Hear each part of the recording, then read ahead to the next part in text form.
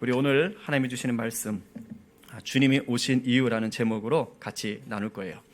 집중하시고 또 은혜 받기 원합니다. 오늘 대림절 셋째 주일이죠. 대림절, 대강절 셋째 주일입니다. 보통 이제 이맘때쯤 되면 도시가 막 난리가 나요. 성탄 분위기가 돼서 크리스마스 분위기가 한창 막 오를 때지요. 그래가지고 막 여기저기 캐롤도 들리고 막 이렇게 꾸미고 막 하는데 올해는 조금 잠잠한 것 같아요. 그래도 뭐 교회들은 이렇게 좀 뭐 달고 하는 모양이던데 그렇지 않은 것들은 조금 잠잠한 모양입니다. 아무래도 코로나가 급속히 확산되는 영향이 있는 것 같아요. 사람들 마음에 이제 여유도 없어진 것 같고. 그런데 우리가 분명히 알아야 될 것이 있습니다. 세상이 즐기는 크리스마스가 위축된다고 해서요, 크리스마스의 진정한 주인 대신 예수 그리스도의 복음까지는 위축시킬 수 없습니다. 믿습니까? 아멘이에요. 크리스마스의 진정한 주인 대신 예수의 복음은 위축되지 않습니다. 우리가 이렇게 어려울수록 더욱더 예수 그리스도를 깊이 묵상하게 되기를 축복합니다. 오늘도 치유와 회복의 은혜를 베푸시는 예수 그리스도를 힘입어서 온 땅에 여러분들이 평강을 선포하시기를 간절히 바랍니다. 저와 여러분과 우리 민족과 열방 가운데 오늘도 주님이 선하게 일하심을 믿습니다. 아멘이시죠? 우리 옆에 분들에게 또 가족들에게 한번 선포합시다. 주님이 오늘도 선하게 일하십니다. 네. 이렇게 말할 때는 막 얼굴에 희색이 돌고 막 해야 돼요. 그죠? 막 정말 이렇게 내 주님이 일을 하시는구나. 그렇지. 믿는 자는 소망 없으면 죽은 사람입니다. 믿지 않는 자와 다른 것은요, 하늘 소망이 있다는 것이에요. 여러분, 지금까지 이 땅의 역사 속에서 그 어떤 상황에도 복음의 행진은 멈춘 적이 없습니다. 초대교회 시절 이제 막 기독교가 태동했잖아요. 굉장한 박해가 있었습니다. 로마 제국은 아예 기독교인의 씨를 말려버리려고 했어요. 근데 그거 아세요? 그때 몇 명 되지 않았다고요.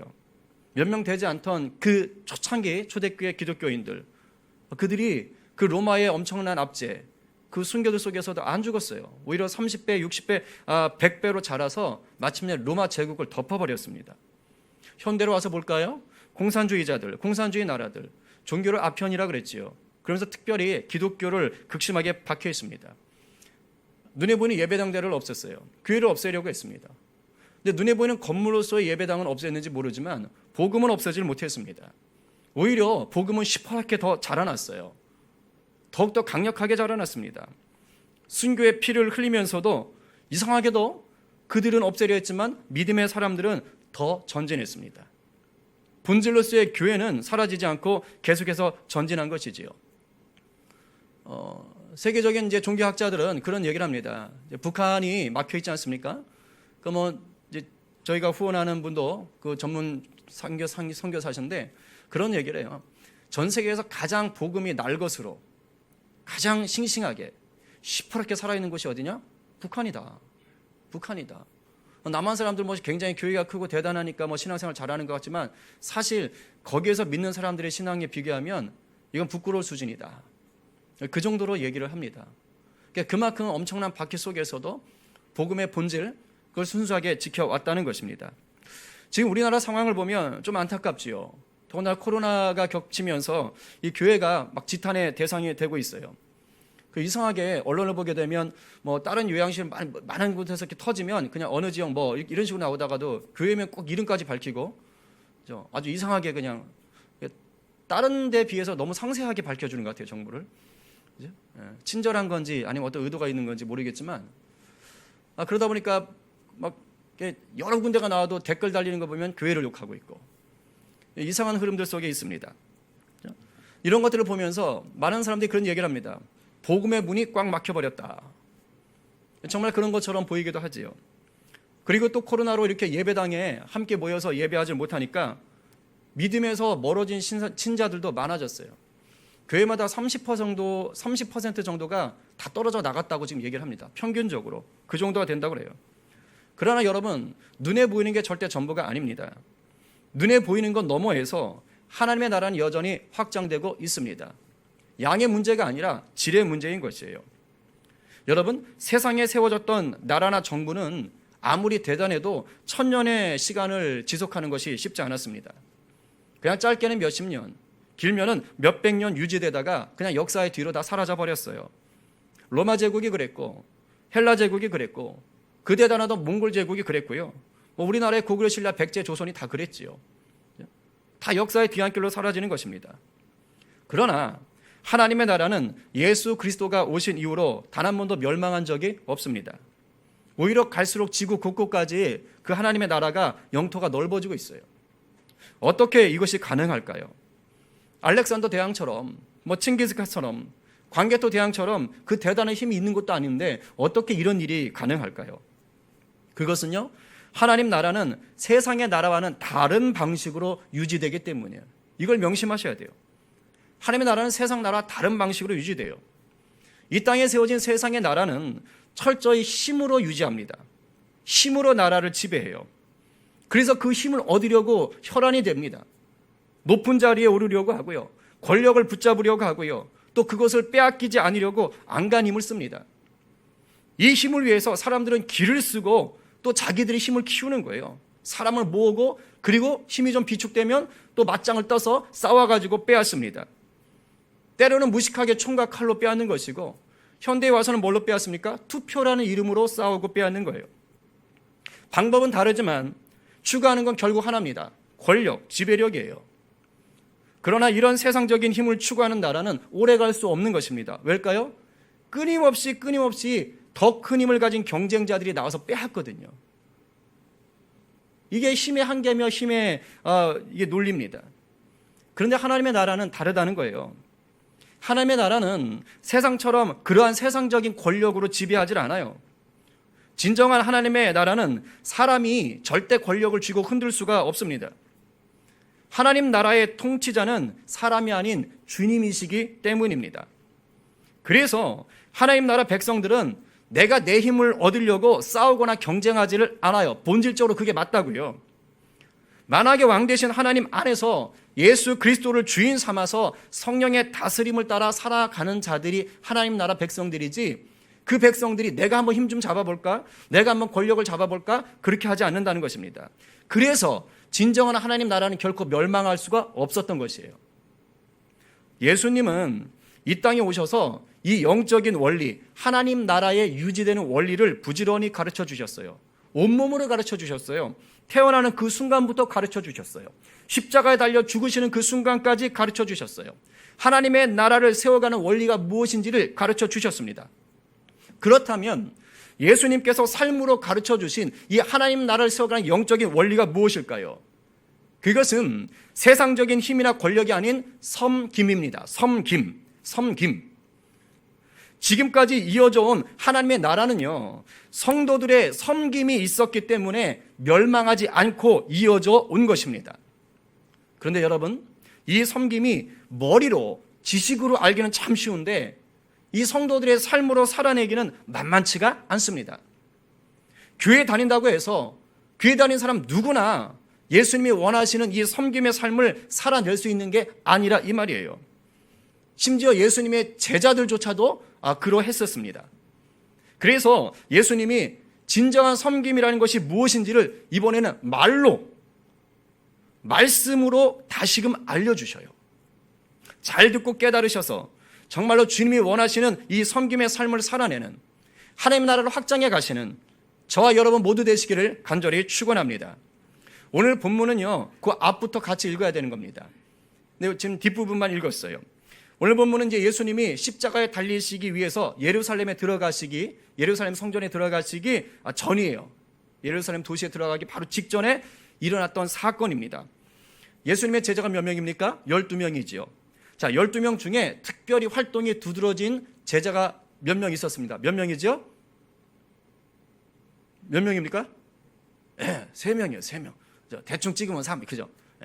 3명이 있었어요. 누구지요? 일단 베드로 나올 테고, 가룟 유다 이러면 좀 심각해집니다. 누구지요? 야고보와 요한, 그죠? 베드로, 야고보, 요한, 이렇게 3명 정도가 12명 중에서 반장, 부반장, 총무 정도 됐던 것 같아요. 그런데 오늘 이 사건에서 베드로가 아니라 이 야고보하고 요한이 그동안 숨겨뒀던 야망을 드러냅니다. 굉장한 야망이에요. 그게 뭐냐? 예수님이 부활하시고 나서 이제 장차 영광을 얻으실 건데, 예수님이 계속 말씀하셨거든요. 이제 그러면 예수님 그 영광 얻으신다면서요? 그러면 그때 저랑 제 형제, 야고보 요한이 형제거든요. 예. 저랑 우리 형제를 예수님의 왼쪽 오른쪽에 앉혀주세요. 이걸 요구하는 겁니다. 청탁한 겁니다. 요즘으로 말하면 뭐지요? 예수님이 대통령이 되시면 하나는 비서실장으로, 뭐 하나는 국무총리로 좀 앉혀주십시오. 이걸 몰래 와가지고 지금 청탁한 거예요. 마태복음에 보게 되면 똑같은 사건이 있는데 이 두 형제의 엄마가 와가지고 청탁을 합니다. 그러니까 치맛바람이 그때부터 있었던 거지요. 그죠? 예. 그러니까 마태복음 20장에 동일한 사건이 나와요. 근데 마태복음을 보게 되면 이 동일한 사건이 나오기 바로 직전에 예수님이 이런 얘기를 하세요. 제자들을 다 불러다 놓고 이런 얘기를 하세요. 한번 같이 읽어볼까요? 자, 한번 읽어보겠습니다. 마태복음 19장 28절 말씀. 자, 시작. 예수께서 이르시되 내가 진실로 너희에게 이르노니 세상이 새롭게 되어 인자가 자기 영광의 보좌에 앉을 때에 나를 따르는 너희도 12 보좌에 앉아 이스라엘 12지파를 심판하리라. 네, 그냥 띄워놓고 보세요. 자, 뭐라고 하십니까? 예수님께서 세상을 새롭게 한다는 건 이제 마지막 날 종말 때예요. 심판주로 오셔서 완전히 다 이제 새롭게 하실 때, 세상을 새롭게 하실 때 12 제자들이 뭘 하냐? 저마다 한 자리씩 맡는다는 거예요. 12지파를 심판한다는 건 다스린다는 얘기거든요. 그러니까 저마다 한 자리씩을 맡아가지고 우리 주님을 돕게 될 것이다 라고 얘기했어요. 자, 그러니까 한 자리씩 다 맡으니까 얼마나 좋습니까? 그러니까 야고보 요한도 다 이 얘기를 들었던 거예요. 그런데 만족하지 못한 거예요. 뭐야? 그 12 보좌 자리에 앉으면은 그 뭐 똑같나? 근데 지금도 그렇지만 이게 높은 사람들 앉을 때는 그 높은 사람과 함께 앉는 자리가 정해져 있잖아요. 이게 저도 잘 몰랐는데 다 좌석 배치가 있더라고요. 그래서 이렇게 누구 옆에 누구, 누구 앞에 누구 이런 게 서열 순서에 따라 딱 앉게 되어 있더라고요. 그러니까 아마도 야고보 요한도 이런 이제 좀 생각이 있었던 것 같아요. 그래서 12 보좌 중에서도 이왕이면 예수님 좌우에 앉고 싶었던 거예요. 무슨 말이죠? 최측근이 되고 싶었던 거예요. 소위 말하는 이제 자타 공인하는 수석인 베드로도 몰아내고 우리 형제가 예수님의 최측근, 우측과 좌측에 딱 앉아가지고 측근이 되어서 힘을 과시하고 싶었던 겁니다. 이제 그 요구하고 있는 거예요. 지금 그 요구하고 있는 거예요. 높은 자리 가서 내가 좀 권력을 좀 쥐고 싶다. 이거 얘기하고 있는 거 몰래. 근데 예수님이요, 야고보와 요한의 이런 요구를 안 들어주세요. 그들이 원하는 대답을 안 해주세요. 뭐라고 하셨냐면, 그렇게 앉고 싶니? 근데 그건 내 소관이 아니야. 하나님이 하실 일이야. 하나님이 하실 일이니까 니네 그냥 나를 따라 고난이나 받자. 뭐 이 얘기만 하셔요. 근데 이거를 둘이 몰래 찾아와서 얘기했는데 다 들통이 났어요. 뭐 예수님 말씀하신 건지 아니면 자기들이 가서 얘기했는지 모르지만 전 제자들이 다 듣고 알게 됐어요. 그래가지고 제자들이 이걸 듣고 나서 막 분노하고 화를 냅니다. 아까 읽었던 41절에 열 제자가 듣고 야고보와 요한에 대하여 화를 내거늘. 자, 생각해 보세요. 이 화내는 게 지금 정상인가요?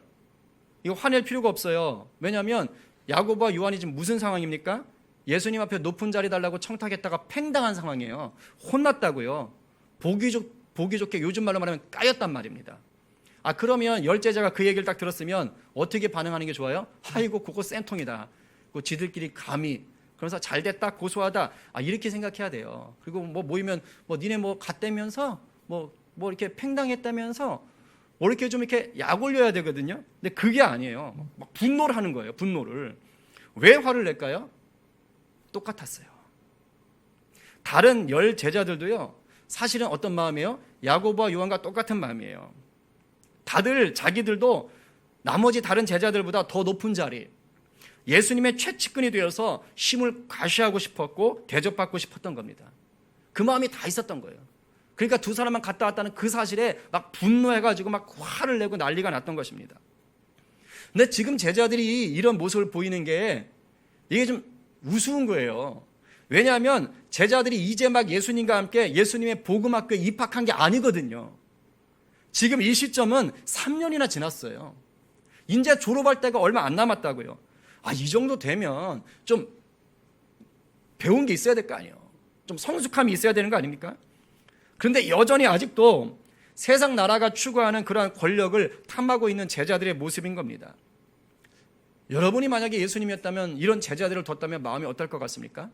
편치는 않았겠죠. 그래도 예수님께서 그들을 불러가지고 이렇게 조용히 타이르면서 다시 한번 하나님의 나라의 그 통치 원리가 무엇인지를 이제 가르쳐 주는 거예요. 그래서 굉장히 중요한 거예요, 오늘 본문이. 42절 말씀 세 번역으로 한번 읽어보겠습니다. 여러분들 모니터 보시고 읽으면 되겠어요. 자, 시작. 너희가 아는 대로 이방 사람들을 다스린다고 자처하는 사람들은 백성들을 마구 내리누르고 고관들은 백성들에게 세도를 부린다. 여기서 이방 사람들이라는 것은 하나님을 모르는 세상 나라들이에요. 우리가 말하는 그냥 세상 나라라고 보시면 돼요. 근데 세상 나라는 왕이나 지도층들이 있는데 그들이 어떻게 하느냐? 백성들을 힘으로 내리누른다. 뭐 이 당시만 해도 뭐 절대 봉건 사회니까 이게 뭐 당연하게 보였지요. 근데 지금은 다릅니까? 아니요, 지금도 그닥 다르진 않아요. 지금도 높은 자리에 올라가 있는 사람들에게는 당연히 힘이 주어집니다. 뭐 공산사회주의는 말할 것도 없고 자유민주주의라고 하는 것들도 국민들이 투표를 통해서 힘을 실어주지요. 뭐 대통령부터 시작해서 선출직들은 다 힘이 있지 않습니까? 그런데 많은 경우는 그렇게 부여받은 그 힘을 가지고 정말로 국민들을 위해서 뭐 시민들을 위해서 사용하면 좋은데 썩 그렇지 않은 경우도 적지 않아요. 그냥 이제 힘을 얻고 나면 그다음부터는 자기 권력을 유지하기 위해서 또 배불리기 위해서 악용하는 어떤 리더십들도 적지 않습니다. 억압하는 자들도 쉽지 않고요. 제가 요즘 이렇게 뭐 미드라 그러죠. 미국 드라마 중에 정치 관련된 재밌는 드라마가 하나 있어서 보는데 그게 비슷할 것 같아요. 뭐냐면 정치하시는 분들은 뭘 생각하냐면 다음에 또 내가 재선에 성공하기, 또 선거에서 또 당첨되기, 당첨이 아니죠. 당선되기. 그러니까 이것을 위해서 굉장히 이게 수싸움을 하는 것을 봅니다. 그럼 우리나라하고 다르겠어요? 다른 나라라고 다르겠습니까? 다 비슷하겠지 않습니까? 그것을 위해서 내 편, 네 편을 만들기도 하는 것이죠. 어떤 힘은 이렇게 무언가를 잡으려고 하고 또 누리려고 하는 그런 생리가 있습니다. 그런데 하나님 나라 백성들은 이렇게 살면 안 된다는 거예요. 이렇게 살면 안 된다는 거예요. 그럼 어떻게 사느냐? 43절, 44절처럼 살라는 거예요. 자, 세 번역입니다. 읽어봅니다. 자, 시작. 그러나 너희끼리는 그렇게 해서는 안 된다. 너희 가운데서 누구든지 위대하게 되고자 하는 사람은 너희를 섬기는 사람이 되어야 하고 너희 가운데서 누구든지 으뜸이 되고자 하는 사람은 모든 사람의 종이 되어야 한다. 많이들 들어보셨지요? 그래서 더 집중해서 들으십시오. 안 그러면 그냥 흘러갑니다. 여기서 너희들은 예수 믿고 천국 백성이 된 제자들이에요. 그러니까 저희들일 수도 있어요. 예수 믿는 제자들을 일컬어 뭐라고 얘기합니까? 교회라 그러는 거예요. 믿음의 사람들이니까. 그리고 교회는 뭐냐? 하나님 나라를 만들어가는 핵입니다. 핵. 하나님 나라를 만들어가는 그 핵, 중심. 그 처음 시작점이 뭐냐? 바로 믿는 자들의 연합인 교회인 거예요. 교회. 그렇기 때문에 지금 이 말씀은 어디에 한 거예요? 교회에게 하신 얘기예요. 교회에게. 그러면 교회에게 하신 예수 그리스도의 명령입니다. 이렇게 살아야 된다라고 말씀하신 거예요. 그렇다면 교회인 우리는 철저히 하나님 나라의 통치 원리를 따라가야 합니다.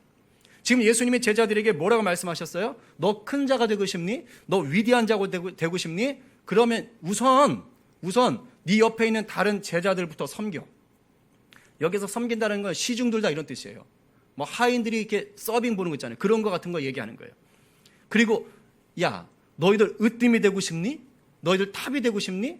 그렇다면 너희들 너 말고 다른 제자들의 종이 돼. 모든 제자들의 종이 되도록 해. 이 노예입니다. 노예가 되라는 얘기예요. 예수님이 왜 이런 말을 하셨을까요? 제자들의 마음 상태를 다 아셨던 거예요. 이미 12제자들 마음속에 뭐가 있어요? 예수님의 최측근 데서 최고 권력을 잡아보려는 거예요. 마음속에 높아지려는 마음, 으뜸이 되려는 마음이 가득한 것을 아셨던 거예요. 근데 이게 세상적이었다는 거예요. 세상적 방식의 권력을 추구했다고요. 그래서 모든 제자들을 향해서 얘들아, 그런 마음 좀 다 내려놓고 종처럼 먼저 다른 사람들을 좀 섬기는 자가 되라라고 말씀하신 겁니다. 그러면서 빼도 박도 못할 아주 중요한 말씀을 하나 하세요. 그게 뭐냐면 예수님 자신이 이 땅에 오신 이유가 바로 뭐냐? 종처럼 섬기려고 왔다는 거예요. 그러니까 그런 경우 있잖아요. 자기는 안 하면서 남들한테만 하라고 하는 경우 있잖아요. 그런 게 아니라는 거예요. 지금 예수님이 하시는 말씀은 뭐냐면 하나님 나라를 만들기 위해 내가 이 땅에 왔는데 내가 바로 섬기기 위해 왔다. 내가 종이 되기 위해 왔다. 그러니 너희도 그렇게 사는 게 당연한 거지 라고 말씀을 하신 거예요. 45절 말씀 사실 다 암송해야 되죠. 한번 같이 읽어봅니다. 자, 시작. 인자가 온 것은 섬김을 받으려 함이 아니라 도리어 섬기려 하고 자기의 목숨을 많은 사람의 대속물로 주려 함이니라. 맞아요. 예수님은요, 종처럼 섬기기 위해 이 땅에 오신 거예요. 그리고 예수님이 섬기셨던 최고의 하이라이트가 뭐지요? 바로 우리의 죄값을 대신 치르시기 위해서 십자가에 달려 돌아가시는 거예요. 이게 대속물이에요. 우리의 죄값을 대신 치르시기 위해 예수님의 목숨을 드리는 것. 이게 대속물이라는 뜻입니다. 그러니까 그것이 최고의 섬김의 정점에 있는 것입니다. 이 말씀을 하신 이유가 뭡니까? 우리도 예수님처럼 섬기는 자가 되어야 되기 때문이에요. 하고 싶으면 하고 말고 싶으면 말가 아니라 네가 예수 믿어? 그럼 나처럼 살아야지예요. 그럴 때 우리를 통해서 하나님 나라가 세워지기 때문입니다. 그런데 아까도 말했지만 이 섬기며 산다는 게 쉬운 게 아니거든요. 제가 사실 그냥 이 내용만 말하면 우리 섬깁시다. 그럼 여러분 대충 섬기는 거 알죠. 근데 그게 아니라니까요. 그렇게 쉬운 게 아니라니까요. 우리 속에 거짓된 섬김이 있다니까요. 그럼 어떻게 해야지 우리도 정말 예수님처럼 종과 같은 섬김으로 살 수 있을까요? 딱 두 가지만 말씀드리려고 해요. 첫 번째는 내 자아가 완전히 죽어야 돼요. 내 자아가 죽어야 예수님처럼 섬길 수 있어요. 여러분, 우리는 겸손해라, 좀 낮아져라 이런 말 많이 합니다. 근데 그거 아십니까? 오늘날 이 세상에도 많은 리더십의 모형들이 있어요. 우리가 흔히 생각했던 몇십 년 전의 리더십은요, 카리스마 리더십이에요. 그냥 막 그러니까 나를 따르라! 말 안 들어? 이런 거예요. 근데 최근 들어서 이제 계속해서 회자됐던 리더십은 뭐냐? 섬기는 리더십입니다. 섬기는 리더십. 그러니까 억압하고 끌고 가는 게 아니라 같이, 그러면서 낮아지는 겁니다. 이 섬기는 리더십을 얘기할 때 그 리더십에게 제일 중요한 덕목이 뭘까요? 바로 겸손과 낮아짐입니다. 어쩌면 이 모델을 예수님에서 찾는 분들이 많은데 아마 성경적인 것을 차용해 왔겠지요. 그런데 여러분, 그냥 인격적인 겸손이나 인격적인 낮아짐은 지금 예수님이 말씀하시는 섬김이 아닙니다. 그냥 그 사람이 인격적으로 수양이 좀 돼가지고 겸손하게 낮아져서 생활하는 것, 예수님이 그 정도 말씀하시는 것 아니라고요. 예수님이 말씀하시는 섬김은 인격적으로 성숙해서 겸손해하고 낮아지는 정도로 이루어지는 게 아닙니다. 예수님이 말씀하시는 섬김은 어느 정도냐? 그냥 내 자아가 죽어진 낮아짐이에요. 내 자아가 죽어진 겸손을 얘기하는 겁니다. 여기까지가 안 되기 때문에 계속해서 하나님의 나라가 확장되는 것이 때로는 더디고 때로는 이게 왜 안 되지? 처럼 보여지고 때로는 교회가 시끄러워지는 것입니다. 아까 우리 고집사님도 기도 중에 말씀하셨는데 정말 나는 죽고 예수만이 주인 되어진 삶을 사는 것이 바로 진정한 섬김의 길이에요. 우리가 예수를 믿는다는 건 달리 말하면 섬기며 산다는 뜻입니다. 근데 예수님이 이 본을 미리 보여주셨어요. 그 유명한 말씀 아닙니까? 빌립보서 2장 6절부터 8절 말씀이요. 내용이 이를 위해서 쉬운 성경을 한번 같이 읽어보겠습니다. 여러분 이거 감격스럽게 읽으셔야 돼요. 한번 같이 읽어봅니다. 자, 시작. 그분은 하나님과 똑같이 높은 분이셨지만 결코 높은 자리에 있기를 원하지 않으셨습니다. 오히려 높은 자리를 버리시고 낮은 곳으로 임하셨습니다. 사람의 모습으로 이 땅에 오시고 종과 같이 겸손한 모습을 취하셨습니다. 이 땅에 계신 동안 스스로 낮은 자가 되시며 하나님께 순종하셨습니다. 예수님은 목숨을 버려 십자가에 달려 돌아가시기까지 하나님의 말씀을 따랐습니다. 이게 당시 문화 속에선 상상할 수도 없었던 일이에요. 신이 인간이 되어버린 것입니다. 하나님과 똑같은 자리에 앉아 계셨던 분이요, 그 자리를 스스로 버리고 이 땅에 오셨어요. 이 땅에 오셨어요. 옛날 우리나라 정치를 말하면 이건 저기 무인도로 귀양 가는 것보다 더 심한 겁니다. 근데 왜 그랬지요? 이것을 스스로 선택하셨어요. 왜 그랬죠? 우리를 구원하시기 위해서요. 이 일을 위해서 우리 예수님은 자신의 권리가 있지만 주장하지 않으셨어요. 그래서 십자가에 달리시기 전에 겟세마네에서 기도하실 때도 그죠? 하나님, 이 잔을 좀 옮겨줄 수 없을까요? 그러나 내 뜻대로 마시고 하나님 뜻대로 하십시오. 예수님 그렇게 말씀하지 않습니까? 철저히 끝까지 하나님 뜻에 순종하셨습니다. 예수님은요, 태어날 때부터 순종하셨다니까요. 섬기셨다니까요. 어디에서 태어나셨습니까? 제대로 된 여관방에 묵을 수가 없었어요. 죄다 그 호적 등록하러 와가지고 방이 없었거든요. 그러니까 그 허름한 그 말구유 구육관 같은 데서 말구유 위에서 태어나지 않았습니까? 뭘 얘기합니까? 낮아짐에 낮아짐. 예수님은 태어나서 죽을 때까지 낮아짐의 삶, 섬김의 삶을 보이셨던 거예요. 여러분, 자아가 죽지 않으면요, 어떤 섬김을 하느냐? 섬길 수 있다니까요. 자아가 안 죽어도 얼마든지 섬길 수 있어요. 자기의 의지로, 자기의 기분 따라서 고개 숙일 수 있고 무릎 꿇을 수 있습니다. 근데 잘 들으세요. 자아를 따라서 섬기는 것은 죄송하지만 그냥 내가 하고 싶은 일을 하는 거예요. 자아를 따라 섬기는 건 내가 하고 싶은 일을 하는 거라고요. 그리고 이런 자아를 따르는 섬김은 뭐냐? 나한테 뭐라도 이익이 있을 때 하게 돼요. 그 이익이 돈이 될 수도 있고 명예일 수도 있고 어떤 지위에 올라가는 것일 수도 있고요. 사람들에게 인정받는 것일 수도 있고요. 아니면 그런 거 다 필요 없이 내 만족을 위한 것일 수도 있어요. 그냥 보람을 얻기 위해서 하는 거예요. 이게 뭐라도 오는 게 있어야 이 자아에 따른 섬김이 드러납니다. 열심히 섬겨도 나한테 이익되는 게 없다? 그러면요, 섬김이 변질돼요. 정치계에 이런 분들이 꽤 많지요. 막 선거처럼 한번 대보십시오. 막 길바닥에 머리가 닿도록 그냥 절을 하고 굽신굽신거리는 분들이 꽤 많습니다.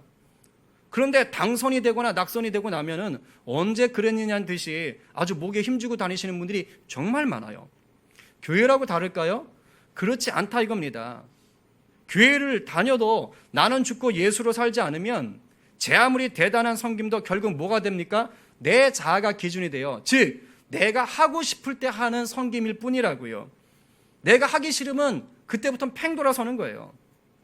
말로는 교회의 머리 대신 주님의 영광을 위한다고 하는데 이상하게 내 감정 상하면 나한테 손해가 오면 그때부터는 언제 섬겼냐는 듯이 바뀌는 거예요. 그건 예수님의 섬김이 아닌 것입니다.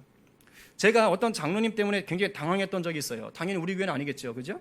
예. 이분은 이렇게 사람들이 볼 때는 정말 나이스하세요. 막 겸손하시고 그렇게 친절하시고 막 인사를 해도 90도 인사하시고 또 막 잘 섬기세요. 엄청 잘 섬기십니다. 굳은 일 다 하시는 것처럼 보여지고 그래요. 그리고 그분은 사람들 앞에서 그 교회 목사님, 자기 담임 목사님이시겠죠? 담임 목사님에 대해서 말씀하시면 막 너무도 훌륭하신 분이라고, 뭐 저런 분이 없다고, 정말 존경한다고, 정말 사랑한다고 막 그렇게 사람들한테 얘기하세요. 근데 제가 어떤 모습을 봤냐면 장로님끼리 모여있는 자리였어요. 장로님들끼리. 근데 깜짝 놀랐습니다. 그분이 평상시 보였던 모습과는 전혀 다른 모습을 보여주신 거예요. 그 자리에서 그 담임 목사님, 자기 신이 모시는 담임 목사님과 그 부교육자들을요 아주 신랄하게 비판하더라고요. 어떻게 저렇게 말씀하실까 싶을 정도로. 그리고 그분의 그 말투나 표정은 평상시 볼 수 없었던 표정이에요. 와, 이렇게 바뀔 수가 있구나 싶을 정도로 아주 그냥 확 바뀌더라고요. 평상시 온화하던 모습, 겸손하던 모습은 온데간도 없어요. 근데 더 놀랬던 거 뭔지 아십니까? 그랬던 분이 다시 사람들 앞으로 딱 나가니까요 다시 겸손하시고 친절하시고 잘 섬기는 분으로 바뀌더라는 거예요. 뭐가 진짜일까요? 이미 여러분들은 이분의 진짜 모습이 어떤 건지 잘 아실 겁니다. 제가 정말 큰 충격을 받았어요. 여러분, 이건 진정한 섬김 아닙니다. 이건요 그냥 자아를 따라 했던 섬김일 뿐이에요. 예수님이 원하는 섬김 아니에요. 예수님이 말씀하신 종이나 섬기는 자는요 철저히 주인의 명령에 순종하는 자를 얘기하는 거예요. 원어 뜻이 그래요. 둘로스라는 것이 자기가 자발적으로 자기의 권리를 다 포기한 거예요. 오로지 주인의 명령에만 순종하기로 가는 것입니다. 이 말은 예수 믿는 자들이 모두 다 뭐 직업을 노예나 하인처럼 그런 직업을 얻어라 그런 게 아닙니다. 그것이 아니고 내 자아의 목소리가 아니라 주인 대신 예수 그리스도의 음성에 순종하는 자가 되라 이 뜻입니다. 그것이 섬김의 삶이라고 얘기하는 거예요. 오늘 우리는 어떤 삶을 살고 계십니까? 내 기분 따라, 내 이익 따라, 내 감정 따라 내가 섬기고 싶을 때만 섬기는 그런 사람으로 살고 있지는 않습니까? 이건 저에게도 동일하게 적용되는 거예요. 죄송하지만 이런 모습은요 예수님이 찾으시는 참 제자의 모습이 아닙니다. 오늘 우리 안에 정말 종처럼 낮아지셔서 죽기까지 우리를 섬겨주셨던 예수님의 마음이 가득하게 되기를 간절히 기도합니다. 그래서 예수님을 주인 삼고 예수님의 음성을 따라서 예수님처럼 섬기는 천국에서의 큰 자, 으뜸되는 자 되기를 간절히 축원합니다. 이제 끝으로 두 번째, 어떻게 해야 우리도 예수님처럼 종과 같이 섬기는 자로 살 수 있을까요? 둘째는요, 아가페 사랑이 있어야 됩니다. 아가페 사랑. 제가 아가페 사랑에 대해서는 이미 몇 차례 말씀드렸어요. 예수 그리스도를 주님으로 삼은 성도만이 품을 수 있는 십자가 사랑이죠. 아낌없이 주는 사랑입니다. 그럼에도 불구하고 베푸는 사랑이에요. 이게 중요해요. 그럼에도 불구하고 내 감정이 상해도, 내가 좀 손해를 봐도, 그럼에도 불구하고 주님 때문에 여러분 혹시 맛없는 음식을 아예 안 먹어 이게 아니라 맛없는 음식을 억지로 꾸역꾸역 먹어본 적 있으세요? 안 먹을 수가 없어서 억지로 꾸역꾸역. 그때 기분 어떠셨습니까? 아가페 사랑이 없는 섬김이 이와 같습니다. 이와 같아요. 맛없는 음식을 억지로 꾸역꾸역 못 먹어봐서 이 느낌을 모르겠다. 그럼 오늘 가서 실험을 해보시기 바랍니다. 어떤 건지 실험을 한번 해보세요. 아가페 사랑으로 섬기지 않으면 그 섬김은 뭐지요? 고통이 되는 거예요. 먹기 싫은 거 하기 싫은 거 억지로 할 때 그 기분 아시잖아요. 기쁨이 없어요. 억지로 하는 거라고요. 때로는 막 이를 갈면서 해요. 이를 갈면서. 아가페 사랑이 없는 섬김은 이런 상태로 됩니다. 주님이 이 땅에 오셔서 보여주신 섬김은요, 아가페 사랑으로 빚어낸 열매예요. 아가페 사랑이 있었기 때문에 이 섬김을 주님이 베푸실 수 있어요. 아가페 사랑이 있었기 때문에 말구 위에 누우셨고요. 아가페 사랑이 있었기 때문에 제자들의 발을 씻겨주셨고요. 아가페 사랑이 있었기 때문에 십자가에 달리셨던 것입니다. 아가페 사랑이 없는 섬김은 제 아무리 대단해 보여도 죄송합니다. 하나님 나라하고는 아무 상관이 없습니다. 고린도전서 13장 사랑장이라고 그러죠. 여기에서 사도 바울은 이렇게 말을 합니다. 3절 말씀 같이 읽어보겠습니다. 자, 시작. 내가 내게 있는 모든 것으로 구제하고 또 내 몸을 불살에게 내줄지라도 사랑이 없으면 내게 아무 유익이 없느니라. 여기서 말하는 사랑이 아가페 사랑이에요. 내가 내 전 재산을 털어서 섬기고 심지어 내 목숨까지 내어주는 섬김을 보여도 아가페 사랑이 없다면 아무런 유익이 없다는 것이에요. 여기서 아무런 유익이 없다는 것은요, 내 자아가 누리는 이익이 없다 이런 뜻이 아닙니다. 예수님이 기쁨 되시는 유익이 없다는 뜻이에요. 하나님 나라를 세우는데 아무런 유익이 없다는 뜻입니다. 내 자아를 따르는 사랑이 없는 이 섬김은 아무 유익이 없는 것이에요. 주님에게 아무 유익이 없는 것이에요. 예수 믿는 자에게 아무 유익이 없는 섬김일 뿐입니다. 여러분, 사랑이라고 다 똑같은 것이 아닙니다. 우리나라 학연, 지연, 혈연 유명하지요? 학연, 지연, 혈연도요, 여러분 어떻게 보면 넓게 보면 다 사랑이에요. 그런데 이런 사랑은요, 철저히 이익을 따지는 거예요. 나한테 이익이 있을 때 이렇게 베푸는 것입니다. 남녀 간의 사랑도 별반 다르지 않습니다. 남녀가 사랑할 때 보면 정말 목숨까지 내어줄 것처럼 섬깁니다. 대단하죠. 그런데 한번 깨져 보십시오. 원수가 됩니다. 요즘 보세요. 막 그 살인사건도 많지 않습니까? 아가페 사랑이 아니기 때문인 거예요. 하나님의 나라가 지금까지 무너지지 아니하고 이어진 이유가 뭔지 아세요? 바로 진정한 제자들, 예수님의 섬김을 따라갔던 자들이 아가페 사랑으로 세상을 섬겨왔기 때문에 이어져 온 것입니다. 예수님이 이 땅에 오신 이유를 자신들의 삶으로 살아냈기 때문에 하나님의 나라가 지금까지 멸망하지 않은 것입니다. 이제 마무리합니다. 오늘도 주님은 말씀을 통해서 우리를 더욱 주님의 형상으로 빚으시길 원하세요. 오늘 누가 내 자아는 죽고 예수로 사는 제자가 되어 위대한 섬김을 실천하시겠습니까? 오늘 누가 십자가 사랑을 품고 이 세상에서 예수의 종으로 살다가 저 천국에서 으뜸이 되시겠습니까? 오늘 누가 주님이 이 땅에 오신 그 이유를 내가 이 세상을 사랑하는 이유로 삼으시겠습니까? 이 말씀을 듣고 은혜를 사모하며 믿음으로 반응하기로 결단하는 저와 여러분 모두 되기를 간절히 축원합니다. 이 시간 찬양 없이 바로 기도하겠습니다. 여러분, 오늘 말씀 가운데 어떤 도전이 있습니까? 성령님이 어떤 말씀을 주십니까? 저는 정말 너무도 많이 봐왔어요. 섬김 얼마나 많이 들었습니까? 그런데 자아를 따르는 섬김, 아가페 사랑 없는 섬김을 너무 많이 봐왔어요. 내가 하고 싶을 때, 내 마음이 움직일 때 하는 게 진짜죠? 아니요, 그거 아닙니다. 예수님 그런 식으로 하지 않았어요. 우리가 한 해를 마무리하고 새해로 넘어갑니다. 어쩌면 교회 안에서 맡은 직분들도 있을 수 있고 세상에서 주님이 맡겨주신 어떤 일터들도 있어요. 예수님처럼 살기 원하십니까? 예수님처럼 살아가며 그 믿음을 누리기 원하십니까? 그것은 곧 예수님처럼 섬기며 사는 거예요. 종처럼 섬기는 거예요. 주인의 명령에 절대적으로 순종하는 것이에요. 내가 주인 삼은 예수 그리스도의 말씀에 순종하는 거예요. 예수님이 네 마음대로 해라, 하고 싶으면 하고, 감정 좋을 때만 하고, 기분 느낄 때만 해라, 너한테 이익이 될 때만 섬겨라, 그렇게 말씀하지 않으세요. 이것이 주님의 영광을 위한 것이라면, 하나님의 나라를 위한 것이라면, 그럼에도 불구하고 내 사랑을 가지고 너가 섬겨라. 저와 여러분 모두에게 주시는 말씀이고 도전입니다. 그럴 때 하나님 나라가 확장되고 손가락질 당하는 교회가 오히려 그들을 품고 그들을 바꿔놓게 되는 것입니다.